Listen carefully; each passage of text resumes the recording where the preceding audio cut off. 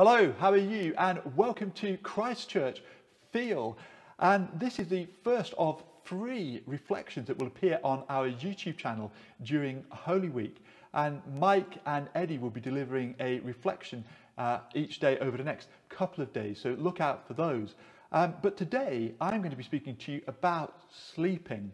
And I want to read to you from Matthew 26, verses 36 to 46. And so I'm going to read that passage to you now. Then Jesus went with his disciples to a place called Gethsemane. And he said to them, "Sit here while I go over there and pray." He took Peter and 2 of the sons of Zebedee along with him, and he began to be sorrowful and troubled. Then he said to them, "My soul is overwhelmed with sorrow to the point of death. Stay here and keep watch for me." Going a little further, he fell with his face to the ground and prayed, "My Father, if it is possible, may this cup be taken from me. Yet not as I will, but as you will." Then he returned to his disciples and found them sleeping. "Couldn't you men keep watch even for an hour?" he asked Peter and the others. "Watch and pray so that you might not fall into temptation. The spirit is willing, but the flesh is weak." He went away for a second time and prayed, "My Father, if it is not possible for this cup to be taken away from me, unless I drink it, may your will be done." When he came back, he found them sleeping because their eyes were heavy. So he left them and went away once more and prayed the 3rd time, saying the same thing. Then he returned to his disciples and said, "Are you still sleeping and resting?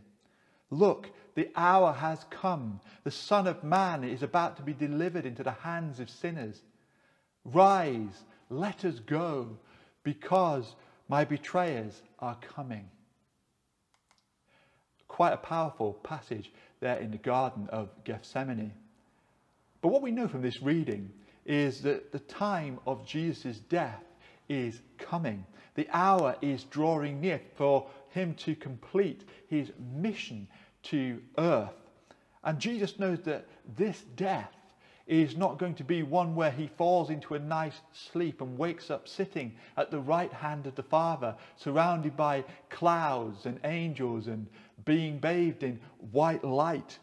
This is going to be a gruesome death of pain and torture. Torture of his emotions and torture of his body. It will disturb his soul in the very extreme. And that's why in the garden he is asking God to take this cup away from him. And he's showing some truly human emotions.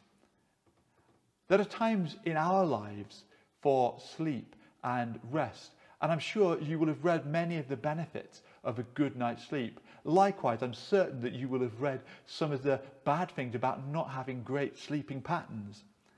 But there are times in our lives when we need to stay awake and to stay alert. And Jesus knew this, but the disciples did not. Christ is not speaking about physical sleep, but spiritual sleep. He was crossed because the disciples were spiritually asleep at a time when they needed to be spiritually awake.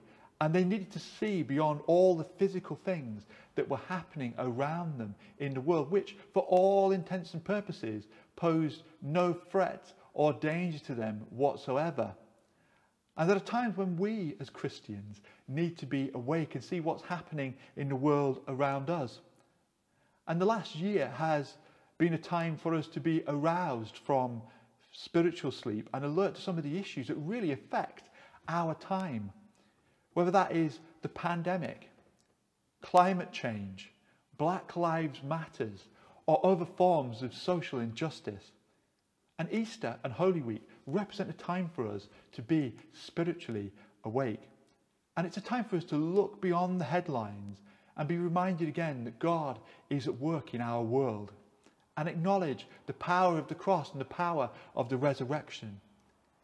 And give thanks to God for that which he promised through his Son, Jesus Christ.